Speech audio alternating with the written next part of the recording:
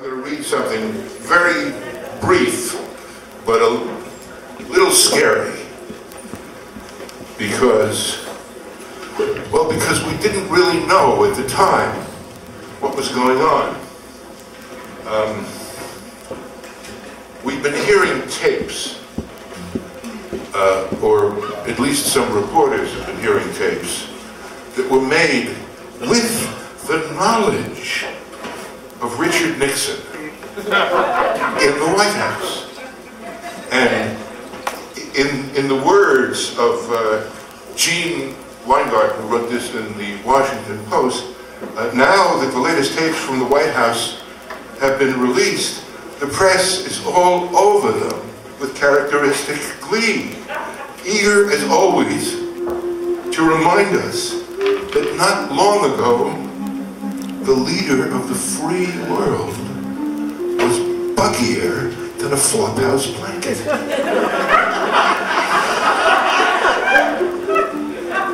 Don't you get tired of this? Me neither. I love it. So when researcher Doug McVeigh from Common Sense for Drug Policy sent these tapes that he culled from Richard Nixon's Oval Office rants about drugs, I pounced on it. I figured it would be a welcome respite from Nixon's recent rants about the Jews. Now, this is from the Weed Screen, May 26, 1971.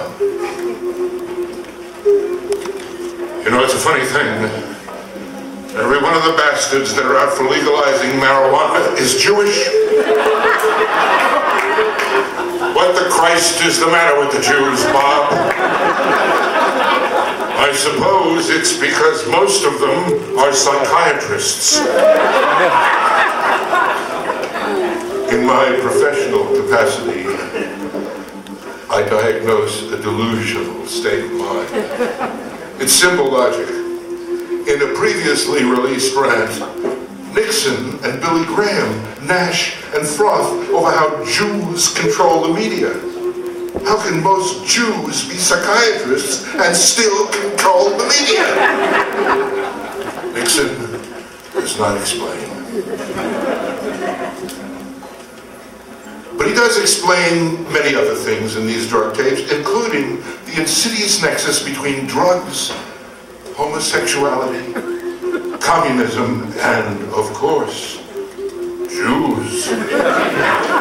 The excerpts begin with the Nixon doctrine on why marijuana is much worse than alcohol.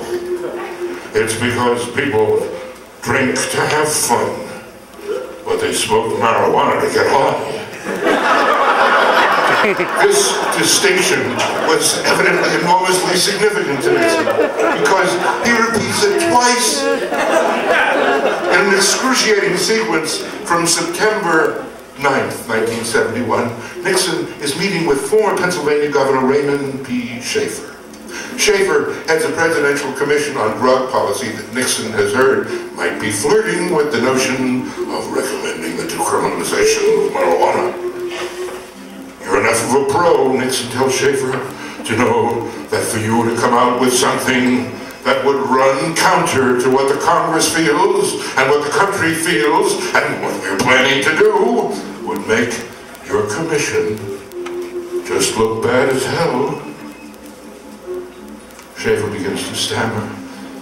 Nixon appears to be telling his commission in advance what to conclude. If there is any doubt about this, Nixon erases it instantly. He instructs Schaefer not to seek input from the Department of Health, Education, and Welfare, which he seems to think is soft on drugs. Apparently, because it's filled with, psychiatrists. Schaefer can barely get a word in edgewise. They're all muddle-headed, Nixon says. You know what I mean? The governor's discomfort is palpable. You can almost hear him hooking a finger in his collar. Nixon continues making things perfectly clear. But anyway, the thing to do now is to alert the country to the problem and say, now, this far, no farther, and I think That's what you want to do. Take a strong line. Suddenly, people start getting up. The meeting is over. Before Schaefer knows what hits him, the president is pushing him out the door with a gift of golf balls and cufflinks. Eventually, Schaefer's commission would recommend criminalization. The Nixon White House was appalled, understandably. Nixon saw drugs as a threat to the vitals of the Republic, right up there, hand in hand with the scourge of homosexuality. Nixon expounds on this in a lengthy monologue on May 13, 1971. On this day, he makes it clear that he does not like gay people. Northern California, he says, has gotten so faggy.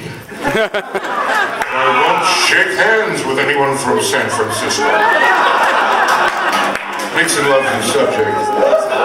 He's nearly unstoppable on it. His top aide, H.R. Haldeman and John Ehrlichman are in the room, but they barely speak beyond monosyllabic psychophancies. It takes the president a while to get to the point, which begins with his review of a popular TV sitcom he has just watched, apparently for the first time. Archie is sitting there with his hippie son-in-law, married to the screwball daughter, and the son-in-law apparently goes both ways. Nixon seems to have concluded against all evidence that Meathead is bisexual. Perhaps it is the length of his hair. Another character in the show, Nixon reports, is obviously queer, wears an ascot, and so forth. The president is outraged. This filth should appear on TV. The point that I make is, God damn it, I do not think that you glorify on public television homosexuality. You don't glorify it, John, any more than you glorify, whores. The president asserts that America is in jeopardy from this Archie Bunker gay thing. I don't want to see this country go that way. You know what happened to the Greeks? Homosexuality destroyed them, sure. Aristotle was a homo, we all know. So was Socrates. Ehrlichman interrupts to ensure his boss. Socrates, he said, never had the influence that television had. Precisely. Nixon is on a roll, lecturing like a history professor. Do you know what happened to the Russians, to the Romans? The last 6 Roman emperors were fags. You know what happened to the popes? It's all right, all the popes, they were laying the nuns all the time. Someone laughs nervously. Nixon holds on, not a hint of humor in his voice. It's been going on for years, centuries. But when the Catholic Church went to hell, I don't know, 3 or 4 centuries ago, it was homosexual. Now, that's what happened to Britain. That's what happened earlier in France. And let's look at the strong societies. The Russians. God damn it, they root them out. They don't let them hang around at all. You know what I mean? I don't know what they do with them. You think the Russians allow dope? I don't know. Not if they can catch it. They send them up.